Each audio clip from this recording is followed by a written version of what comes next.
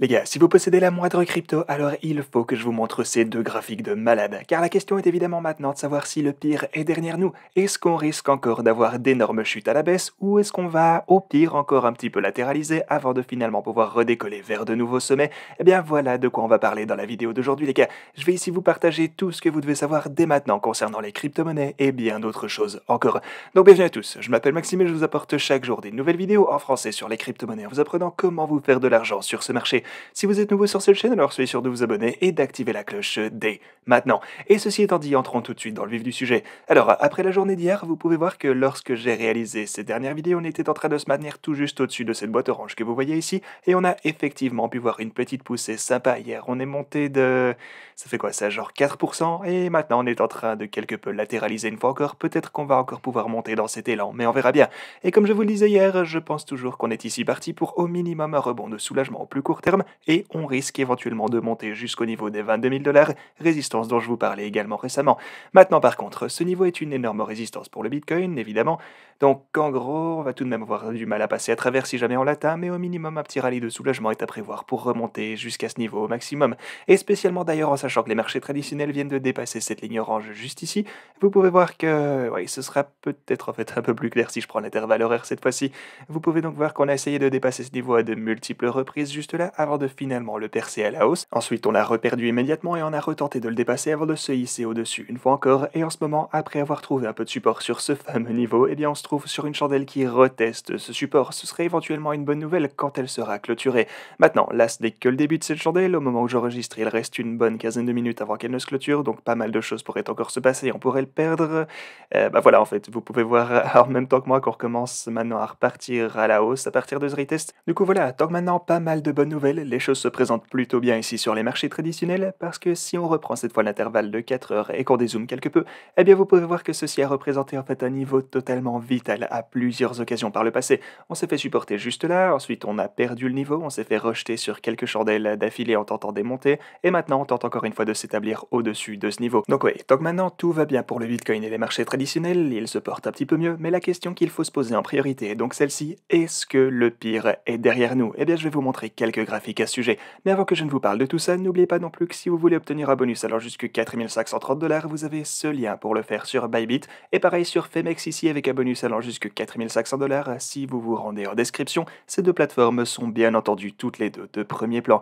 Mais ok, alors pour ce qui est de savoir si on a déjà vu le plus gros des dégâts, eh bien ici on a Sam Bankman-Fried, le PDG de FTX, qui pense qu'effectivement c'est le cas et qu'on devrait pas mal s'en sortir à partir d'ici. Mais ok, qu'est-ce qu'il nous a dit plus précisément dans cet article? Eh bien il a déclaré qu'il avait encore quelques milliards qui pourraient être déployés afin d'aider à stabiliser d'autres compagnies de crypto qui rencontreraient des difficultés financières. Il a également dit que d'autres firmes crypto les avaient contactées, et en ajoutant que certaines des plateformes d'échange plus petites pourraient toujours éventuellement ne pas s'en sortir et être en risque de faillite, mais ici il n'a donné aucun nom.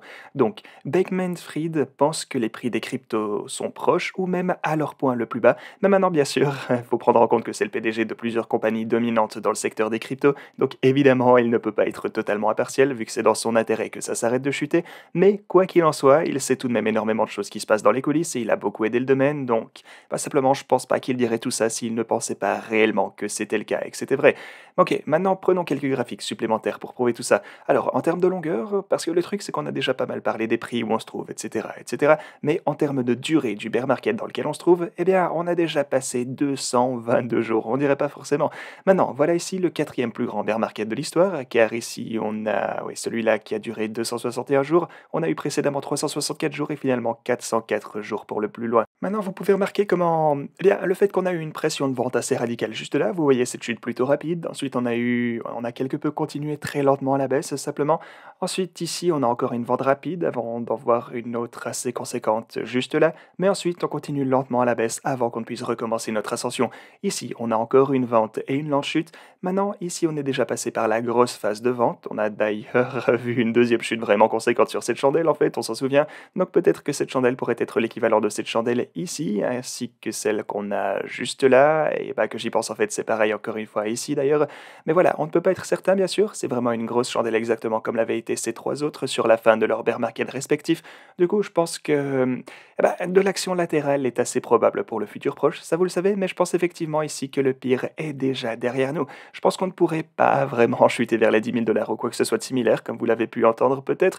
Donc là, je suis en train de redevenir lentement de plus en plus optimiste concernant les cryptos. Je compte lentement me réinvestir dans différents trades ici sur le marché. Là, honnêtement, je fais pas confiance à 100% au marché, mais avec le temps, je vous ferai bien sûr connaître mes décisions dès que je compte entrer dans une position. Et aussi, ce qu'on peut voir ici avec le MACD de 3 jours, c'est que généralement, lorsqu'on a un croisement ici, eh bien, on obtient un rallye de soulagement au court terme pour le Bitcoin. Vous pouvez voir juste là qu'on a un croisement du MACD, petit rallye pour le Bitcoin. On a eu un autre croisement juste ici, et une fois encore un rallye, croisement juste là, et un autre rallye, encore un croisement, encore un rallye. Et donc maintenant, on est juste sur le point de voir une nouvelle itération de ce fameux croisement, les gars. Tout ceci est donc une fois encore totalement aligné avec ce à quoi je m'attendais, et vous savez que je pense qu'on va au minimum voir un peu de soulagement ici, mais est-ce qu'on va pouvoir monter tout en haut vers les 22 500 dollars? Honnêtement, j'en sais trop rien. Genre, le marché du Bitcoin est toujours...